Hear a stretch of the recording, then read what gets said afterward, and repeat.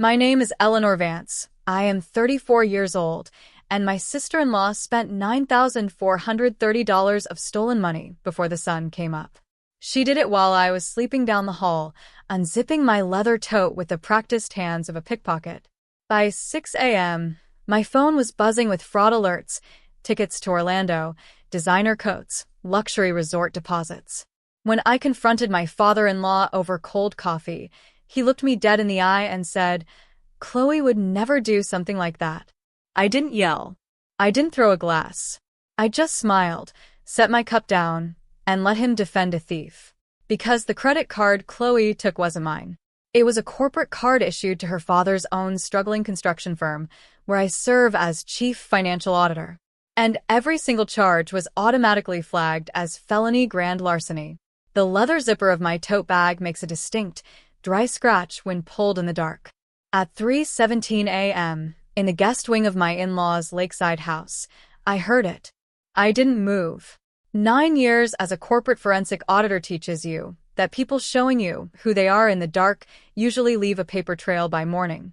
By 6:02 a.m., the morning light hit the kitchen island like cold slate.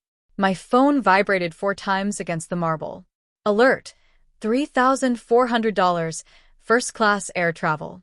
Alert: $2,850, Grand Floridian Resort. Alert: $3,180, Continental Outlets. Total: $9,430.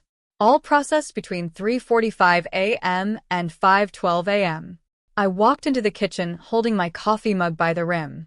My sister-in-law, Chloe, was sitting at the table, scrolling on her phone with a manicured thumb, smelling faintly of expensive perfume and cheap panic. Across from her sat my father-in-law, Arthur, wearing his silk robe like a judge who'd never read a law book.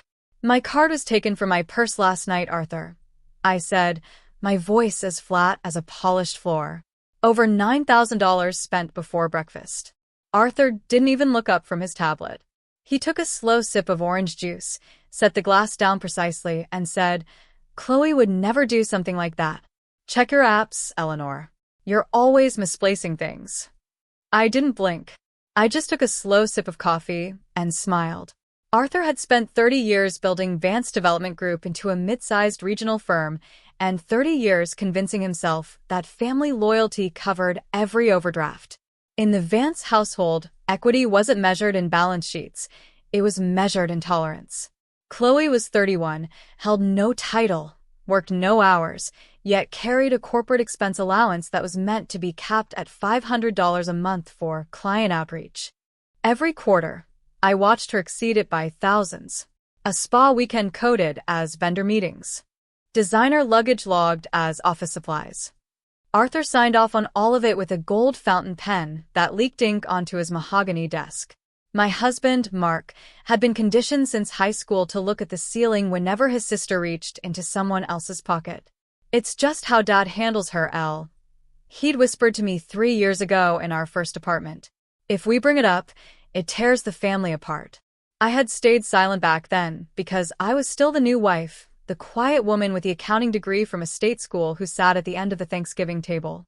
They assumed my silence was compliance. They mistook my lack of drama for a lack of memory. What Arthur forgot when he appointed me senior financial controller 2 years ago was simple.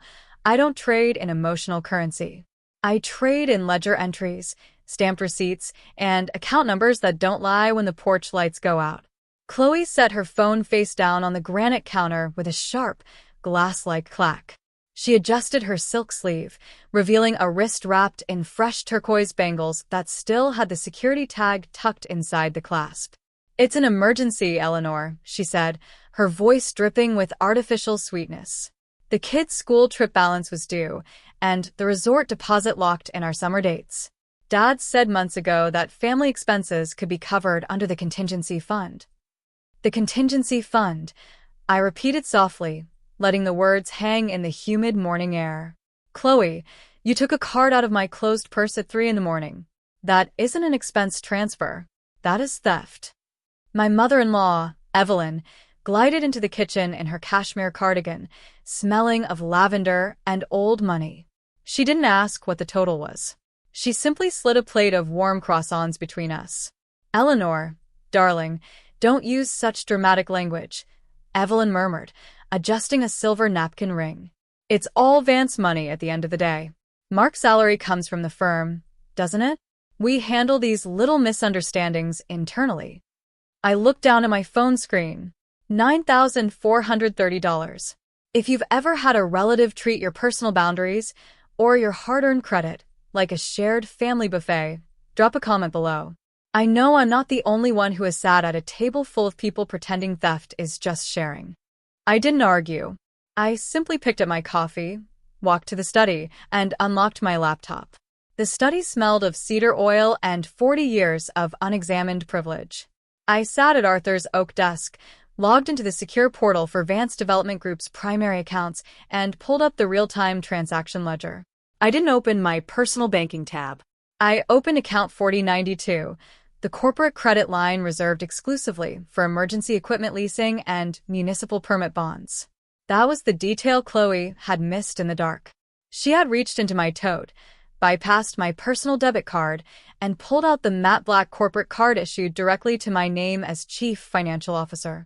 I filtered the last 24 months of transactions. What appeared on my screen wasn't just $9,430 from a pre-dawn shopping spree. It was a slow, deliberate bloodletting. March 14th, for $1,200 listed as site survey fees, cleared at a luxury day spa in Scottsdale. July 22nd, $11,500 categorized as heavy machinery transport, wired to a boutique interior design firm in Chicago. November 8th, $6,800 under concrete testing, spent at a high-end jewelry store. Total unaccounted draw over 18 months, $142,650. Every voucher signed by Arthur. Every charge funneled to Chloe's personal accounts under false vendor codes. Arthur hadn't just enabled his daughter's lifestyle, he had committed systemic corporate embezzlement to finance it, using a federally insured commercial lender. And by pulling my card out of my purse at 3:17 a.m., Chloe hadn't just taken money. She had handed me the master key to the entire vault. My fingers didn't tremble as I drafted the email. In forensic accounting, speed is good, but precision is lethal. At 7:15 a.m., I opened a fresh file on my laptop titled Vance_dev_audit_flag_084. I attached the raw transaction logs from account 4092, the digital receipts timestamped between 3:45 a.m. and 5:12 a.m., and the high-resolution corridor camera feed from the guest wing, showing Chloe's silk-sleeved arm slipping into my tote bag at precisely 3:17 a.m. I didn't send it to Arthur. I sent it to 3 specific inbox addresses. First, the Regional Vice President of Compliance at First National Commercial Bank. Second, our external lead auditing partner at Deloitte. Third, the Chief Legal Counsel for the State Licensing Board. My cover note contained exactly 42 words. No emotional background. No mention of family dinners or cold coffee. Just facts. Irregularities detected on account 4092. Unauthorized card access logged August 8, 2026. Total unverified drawdown, $152,080 across 18 months. Immediate account freeze requested under Corporate Fraud Compliance Section 4B. Audit documentation attached.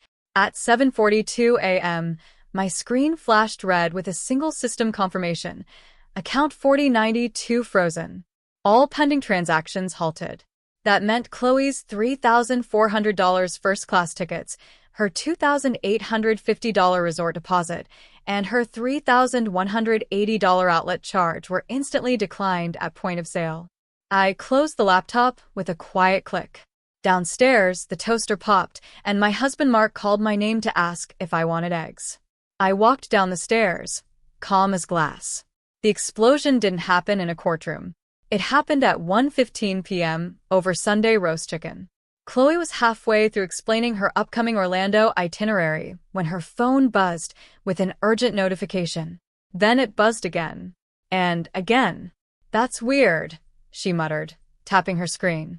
"The boutique says my payment failed. And the resort canceled my reservation." Arthur set his carving knife down with a dull thud against the wooden board. It's just a system glitch, sweetie. Use the company card. She can't, I said softly, laying my linen napkin beside my plate. Account 4092 has been frozen by First National Bank's fraud unit. Arthur froze, his hands lingering over the silver serving platter. What are you talking about, Eleanor?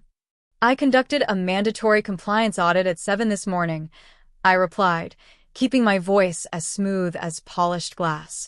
I flagged the $9,000 Chloe took from my purse at 3:17 a.m., along with the $142,000 in unauthorized transfers over the past 18 months.